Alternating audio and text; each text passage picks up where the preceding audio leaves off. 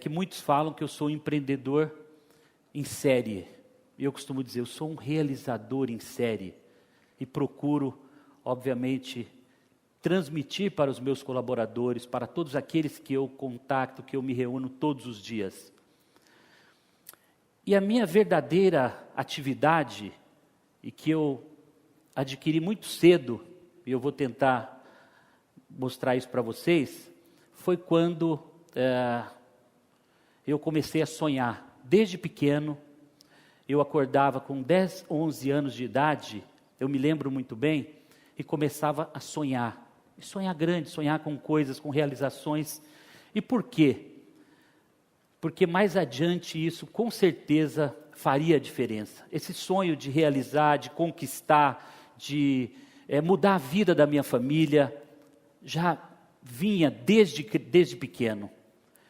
E eu materializo isso numa foto que eu trago para vocês e que eu faço questão, sempre quando eu dou uma entrevista para um veículo, para uma revista, para televisão, seja o que for, eu faço questão absoluta de dizer da minha origem. Eu vim de família muito humilde. Está aqui uma foto real da minha infância. Eu sou exatamente esse garotinho de short azul que está aí. Meu pai era pedreiro. Nos momentos vagos ele tirava fotos. Então ele se dizia também um grande fotógrafo. Na periferia de Lins, no interior de São Paulo. Numa vila chamada Vila Cinquentenário. Foi ali que eu vivi a minha infância convivendo exatamente na periferia, com todas as dificuldades que vocês não imaginam. Lembro claramente da minha mãe que me pegava com 6, 7 anos de idade, a escola ficava umas 4 quadras, era uma escola municipal, e ela me levava de mãos dadas para a escola. E aí começou o exemplo claro da família dando apoio para a educação, me incentivando, e eu tenho absoluta certeza que o grande anseio da minha mãe, da minha família, era realmente que os filhos, ou que o filho pudesse no futuro ser um propulsionador de uma mudança de vida, de uma mudança realmente para melhor, porque era realmente uma vida muito difícil. Mas o meu pai pedreiro, trabalhador, me trouxe uma experiência. Ambos eram evangélicos, e a minha infância toda indo para a escola dominical aos domingos e vendo os pastores e vendo a comunidade pregar que havia sim uma esperança, que havia uma vida futura melhor, e aquilo realmente me encheu e me envolveu com uma determinação e com uma força muito grande de sonhar e que era possível alcançar algo incomensurável. A fé, a esperança realmente passou a fazer parte da minha trajetória. Minha mãe, para reforçar a renda da família, fazia salgadinhos, que era o verdadeiro alimento que as construções, que Lins passava por um desenvolvimento muito grande, e com 12 anos de idade, com uma monareta Monark, eu não sei se alguém se lembra da Monark, monareta, aquela pequenininha, eu colocava um cesto grande na garupa dessa bicicleta, e era o meu meio de transporte. E ali, claro que eu fui descobrir isso hoje, depois de muitos anos, mas naquele momento estava ali já um grande vendedor nato, um empreendedor nato, que estava realmente já fazendo a diferença e tentando melhorar o orçamento da família com uma bicicleta, e foi um sucesso. O sonho já estava aguçado, e eu tive a realização da minha primeira conquista, que foi uma bicicleta com 13 anos de idade, fruto do meu trabalho, vendendo salgadinhos, sem abandonar a escola. Eu chegava meio-dia, 1h da escola, minha mãe já estava com tudo pronto, eu saía para a minha jornada na parte da tarde, e posso garantir a vocês que ainda sobrava um tempinho, das 5, 6 da tarde até as 7, 8 horas, para ir no campinho ao lado, que sempre tem na periferia, aquele campinho de terra, onde no final dos dias a garotada se reúne para fazer o seu bate-bola e etc. Então conseguia ainda harmoniosamente unir tudo isso e tentar ter uma vida realmente regrada, normal, que pudesse me levar adiante. O grande sonho da minha mãe, mesmo com todas essas dificuldades, vejam vocês que o sonho que quase todos hoje é possível realizar, de ter o seu carro próprio e etc., mesmo que com um carnê de 60 a 100 meses parcelado, mas naquela época vendendo salgadinhos e sem esses financiamentos, eu consegui, juntamente com a minha mãe, comprar o primeiro Fusquinha para a família. Isso foi algo incrível, quer dizer, Morava numa casa de 2 cômodos, que quando vinha uma tempestade caía o telhado, chovia dentro e etc. Mas o Fusquinha, que era o grande sonho de consumo para ir para a igreja aos domingos, para ir normalmente só aos domingos, porque não tinha dinheiro para colocar combustível para ir todos os dias. Então vejam vocês que a história não mudou muito. Talvez o tamanho do sonho das pessoas começam no Brasil a aflorar um pouco mais e as realizações se tornaram um pouco mais possíveis. Mas imagine o desafio, o sacrifício, a dificuldade para conseguir realizar esses pequenos sonhos lá atrás. Mas imaginem vocês para um garoto de 12, 13, 14 anos, que começa a sonhar e que vê que é possível sonhar e começa a ter pequenas realizações e o sonho vai ficando cada vez maior e o sonho vai ficando realmente muito grande, como foi dito aqui hoje. E aí, com 14 anos de idade, surge, no meu último ano do ginásio, surge o colégio já, 14 anos do ginásio, né? Colégio. Último ano do colégio, ali, segundo para o terceiro ano colegial, aparece um curso de computação para fazer os sábados. Eu vou lá e me inscrevo, falo, achei interessante isso. Pura intuição. Muito provavelmente em casa pode ter tido até algum apoio. Meu pai queria me levar para ser pedreiro. E minha mãe, de novo, com aquela forte intuição, não, jamais. Meu filho não vai ser pedreiro. Não sei se ela conseguia ter uma visão de futuro diferente, talvez pela minha energia, pela minha vontade de alcançar algo. E aí eu entro numa copiadora. Com 14 para 15 anos de idade, eu assino, minha carteira é assinada com meio salário mínimo para ser um copiador de Xerox. E nesse momento, em 1 ano apenas, e continuando o meu curso de computação, e aí fazendo um curso técnico de processamento de dados, onde eu começo com 15 anos a estudar no Instituto Americano de Linz, sem condições de a família, obviamente, conseguir bancar os meus estudos. O trabalho foi a grande necessidade. E eu trabalhava então o dia todo e à noite ia fazer meu curso de computação. Foram 3 anos, e no terceiro ano, com 17 anos, e nesse intervalo, eu já havia me tornado líder dessa copiadora, dessa empresa de fotocópias em Linz, que existe até hoje, e que chama-se até hoje Garagem Cópias. Nesse 1 ano e meio, 2 anos, eu me tornei chefe, me tornei líder de 22 colaboradores, sem ter concluído ainda o meu curso de processamento de dados, sem ter nenhuma formação, mas por vontade. Era o primeiro a chegar, era o primeiro a resolver as tarefas, sempre tentando fazer o melhor, me entregando ao máximo, dando o máximo de mim. E um cliente chega nessa copiadora, o cliente mais chato, aquele cliente que todos fogem, que não querem atender, ou que normalmente aquelas pessoas que não estão comprometidas com o futuro, com o melhor de si, e fugiam todos. E eu sempre atendi esse cliente, um consultor chamado Valmir da Rocha Melges, que até hoje dá consultorias na cidade de Linz e região. E num belo sábado, esse cliente, muito exigente, muito chato, chega no nosso balcão, e ele então, para ser atendido, e vem 3 colaboradores para atender. Ele disse, mas vocês nunca vieram me atender. Por coincidência, o meu patrão estava do lado nesse dia, o dono da copiadora. E nesse dia ele disse, vocês nunca me atenderam, eu quero que o Semenzato venha me atender.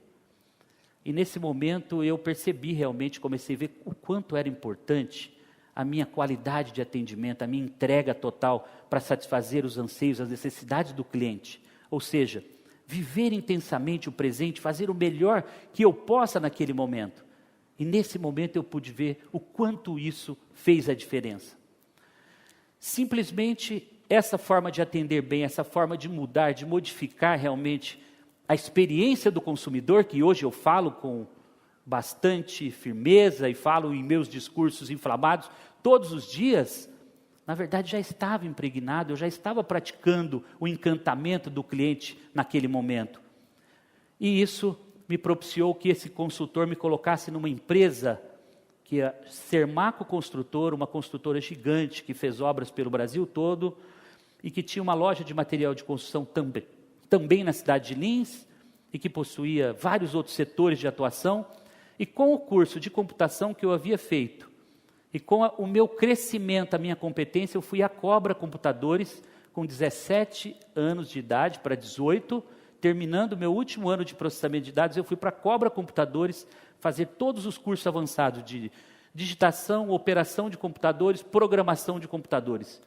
Em 1 ano e meio eu estava programando a linguagem COBOL e desenvolvendo todas as aplicações que aquela empresa precisava, de contabilidade, folha de pagamento, departamento pessoal, ao que vocês possam imaginar. Essa foi o início do meu envolvimento, da minha introdução na arte de capacitar e treinar as pessoas, porque ao me envolver com todos os departamentos das empresas, eu fiz uma verdadeira faculdade da vida. Eu entrei nos departamentos, eu aprendi como é que funcionava a entrada de mercadorias, saídas, escrita fiscal, fluxo de caixa, e acabei com 17, 18 anos entendendo de tudo isso. E isso muito claro para mim, foi fortalecendo cada vez mais a minha capacidade, a minha vontade e aguçando a minha forma de entender que eu podia realmente ir muito mais longe. Cheguei nessa empresa como programador, analista de sistemas e cheguei a gerente de CPD. Ter chegado à gerência de TI e ter percebido que, para quem começou lá na periferia, eu estava indo longe demais, eu já estava conquistando realmente algo incomensurável. Nos finais de semana, quando eu ainda e já namorava a minha atual esposa, a Samara, os pais dela tinham uma padaria na época, que chamava-se Padaria Santa Rita, na cidade de Lins. E também não me perguntem por que tinha um computador na padaria. Com certeza, aquele curso de final de semana aguçou-me a convencer o meu sogro, os meus cunhados, enfim, a comprar um computador, porque os controles da padaria precisavam ser inovados. Não dava mais para controlar. Eu me lembro que faziam 5.000 pães por hora. Tinha uma máquina, já naquela época, né? Tinha uma máquina que fazia 5.000 pães por hora. E era impossível controlar 50, 100 mil pães por dia. E eu via que aquilo estava escapando pelos dedos. Então, acordava na madrugada, 4:30 da manhã, 5 horas, ia para a padaria para montar os controles. E usando esse pequeno computador. E aos sábados e domingos eu dava aula de reforço para os alunos do curso técnico e também para a cidade, que começava a ver realmente uma oportunidade de crescer, de investir, de controlar os seus estoques. Foi no momento que os PCs começaram realmente a penetrar nas empresas, a tomar conta do mercado.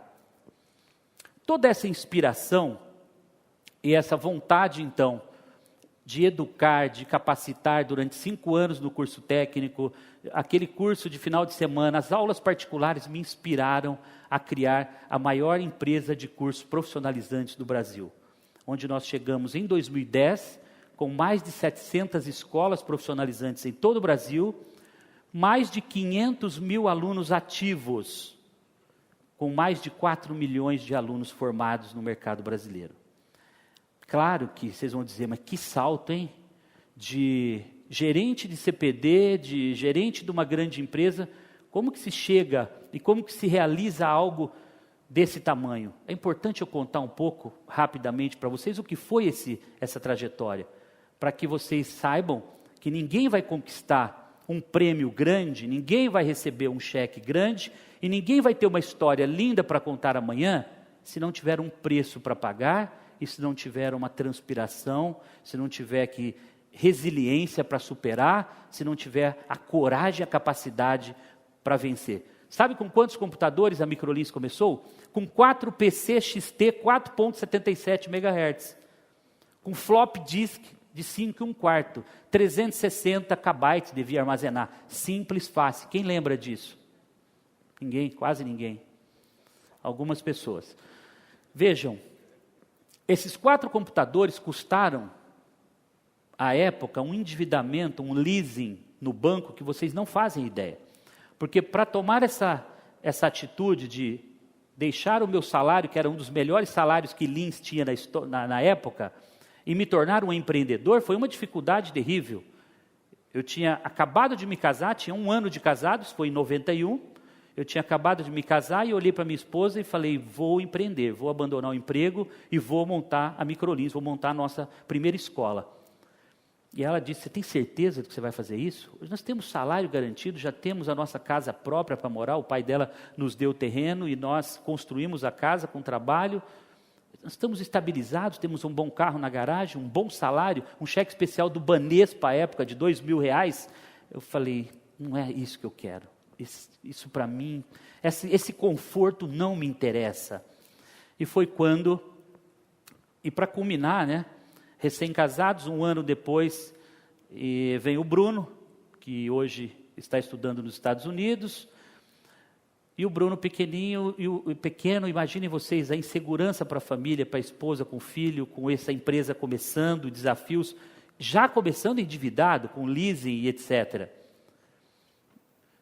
E a habilidade de fazer acontecer. Com 2, 3 anos, a empresa tinha 17 filiais próprias, foram praticamente uma escola nova a cada 3 meses, sem nenhum dinheiro no bolso. A rescisão que eu fiz lá da empresa deu R$5.000. R$5.000, era impossível, né, de fazer isso realmente dar certo. 1994, com 17 escolas funcionando, mais de 1.000 alunos cada escola, dinheiro entrando, muito aluno, faturamento garantido, vem o Plano Real. E o Plano Real simplesmente fala o seguinte: congela e deflaciona todas as parcelas dos carnês que existam no mercado. E os contratos de leasing em dólar que subam, e que quebrem todas as empresas que tiverem contratos de leasing, as transportadoras que tiverem leasing de caminhão pelo mercado com 60 meses para pagar, que quebrem todos.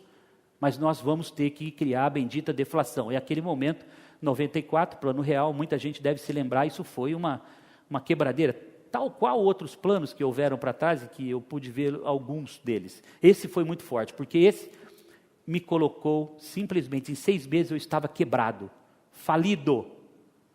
Perdi nome, perdi dinheiro, perdi tudo que vocês possam imaginar. E aí o que fazer? Como fazer? Como sair desse embaraço? Nasce o franchise Microlins como salvador da pátria.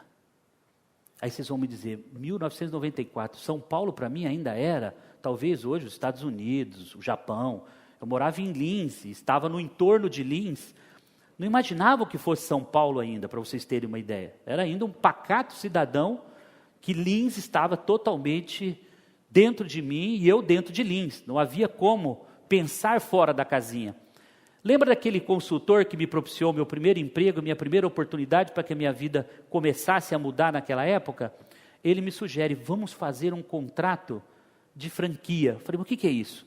Não, isso é uma coisa assim, você aluga sua marca, você empresta o seu know-how, e isso você tem, e ninguém vai poder tirar isso de você. As execuções bancárias, a busca e apreensão dos computadores podem acontecer, suas contas vão ser encerradas, você vai ser um falido, mas uma coisa não vão poder tirar de você: o conhecimento, essa capacidade que você adquiriu de ensinar as pessoas, de treinar, de capacitar. E foi aí que nasce o franchising por necessidade e não por planejamento. Porque, de novo, se naquele momento eu contratasse os consultores para fazer uma análise de viabilidade econômica e financeira, um plano de negócios consistente, a fazer as análises de ameaças, de pontos fortes, pontos fracos, com certeza, sem dinheiro, falidos, com o nome sujo, não ia dar em lugar nenhum isso. O final, a resposta que eu receberia, com certeza seria: abandona essa ideia, esquece isso, volta a trabalhar, você é um bom programador. E eu talvez estivesse até hoje dentro de uma sala de programação, não desmerecendo, porque também eu poderia ter ido para o Vale do Silício com a minha empresa de computação, por que não? Mas o destino quis que eu fosse para outro lado, quis que eu fosse realmente para o lado da capacitação. Foram 5 anos andando na corda bamba, com muita dificuldade, com muito sofrimento, 5 anos. E aí eu tenho que dizer a vocês o ponto mais difícil desse período. Enquanto te levam carro, busca apreensão da sua BMW, busca apreensão do carro da sua esposa. Agora, a hora que entram dentro da sua casa e vão buscar o baú de brinquedo do seu filho, por uma ação trabalhista, e que você não tem o que fazer, porque é uma ordem, e aí seu filho fica 2 dias, 3 dias, uma semana, um mês, perguntando: cadê meu baú de brinquedo, pai? Cadê meu baú de brinquedo? Isso realmente foi como pinçassem lá dentro do meu coração, com um alicate, e tirasse um pedacinho. E claro que eu não pude dizer isso para ele, claro que eu tive que segurar isso por muitos anos, e somente ele com 18 anos, num jantar, eu pude contar essa história para ele. Mas eu venci esses 5 anos, foram duros, foram muito difíceis, Foram momentos de dar vontade de abandonar tudo, de ir embora, de falar, eu vou recomeçar, eu vou ser empregado. Olha, eu trabalho, faço qualquer coisa, mas vou abandonar isso. O peso é muito forte. A discriminação que existe, a forma que você é olhada na cidade quando a gente saía para andar, para jantar, a forma que as pessoas olhavam para a gente, ó, ele faliu, ele quebrou, ele era maluco, ele quis construir um mundo e montou 17 escolas. Ó, é aquele que estava tentando do outro lado da rodovia que o Osiris Silva disse. Era um maluco que estava tentando fazer alguma coisa diferente, tentando sair da periferia, quer dizer, não pode. É pedra que vem de todos os lados. E aí, o franchise me propiciou o recomeço, uma nova fase, né? E em 2004, eu vivendo a família, eu já tinha construído a Casa dos Sonhos. Sabe aquele dia de princesa que eu fazia 2001, 2002, 2003, no programa do Netinho, no programa do Gugu? E ia lá, doava computador, doava curso, a Microlins, colocava o seu helicóptero para voar com as princesas em São Paulo. Então, era um domingo incrível, que eu ia ao vivo fazer essas doações. E isso eu realizei para minha família. Eu construí a Casa dos Sonhos para minha mãe, para minha irmã, todos estavam... Eu estava começando a imaginar que o dinheiro podia tudo. Sabe aquele recomeço que você começa a andar perto de todos, olhando por cima, né? Eu sou o cara, eu venci, eu passei por cima. Aquele falido deu a volta por cima.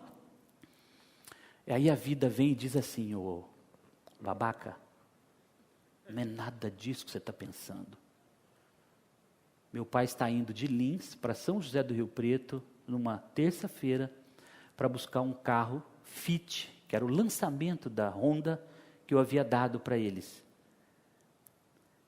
E 10h30 da manhã uma carreta sai da mão dela, invade a pista contrária. Meu pai era um pastor evangélico que não passava de 80 por hora, mas nem que o matasse.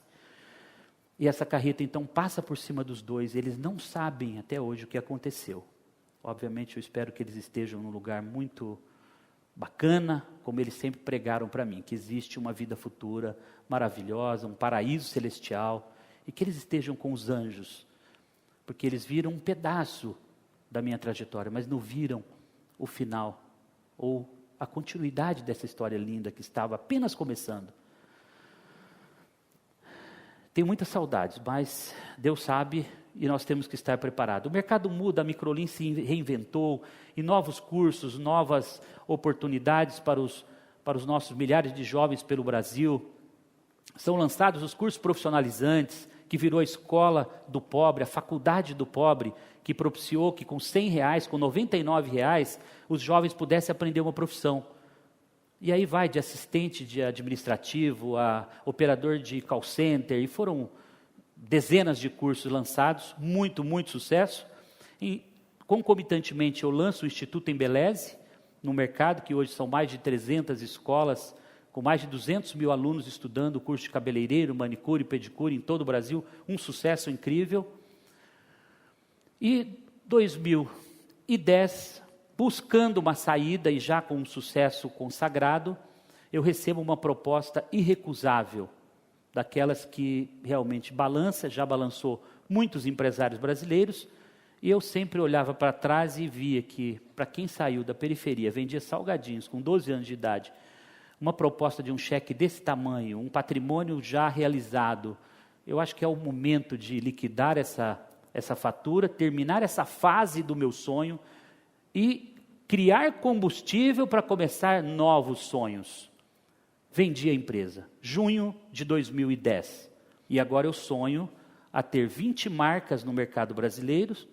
Hoje eu tenho já 12 marcas, dentre elas o Entrecô de Paris, que é um restaurante francês, prato único, aqui no Brasil, fica aqui no Itaim, e que está com 8 unidades, restaurantes sendo montadas concomitantemente em todo o Brasil, Brasília, Curitiba, enfim, todas as capitais. Acabo de adquirir um ponto comercial, onde será o Entrecô de Paris em Miami, a partir de janeiro. A gente inaugura o nosso primeiro Entrecô de Paris, quer dizer, aquele garoto chechelento da periferia de Lins agora está sonhando já com o mercado americano, está sonhando com o mundo, quer dizer, o tamanho do sonho, o sonho é o mesmo, ele só aumentou o tamanho do sonho. A Casa X é uma sociedade com a Xuxa, depois de 10 anos ajudando crianças carentes dentro da Fundação Xuxa, final do ano passado, surgiu a ideia de criarmos uma casa de festa para crianças e realizar sonhos dos baixinhos. Então, vamos realizar sonhos dos baixinhos e dos altinhos, e temos produto dentro da SMZTO Participações para continuar a realizar sonhos. O Instituto Embeleze, que eu já disse, é para que marido que realiza o sonho do apartamento decorado, reformado, né, com um lúdico interessante aí, que está um sucesso, né, e as mulheres estão adorando, pode ter certeza disso. E o meu negócio é realizar os sonhos dos outros. Vocês puderam perceber, e eu confesso a vocês que estou vivendo um momento mágico da minha vida, estou vivendo um momento de muita serenidade, plenitude, ajudando todas aquelas pessoas que precisem de um encaminhamento profissional, de um encaminhamento para investir o seu dinheiro, se tornar empreendedor, e quero cada vez mais poder continuar propiciando isso para as pessoas, porque realizar sonho e ajudar as pessoas a realizar os seus sonhos é muito bom.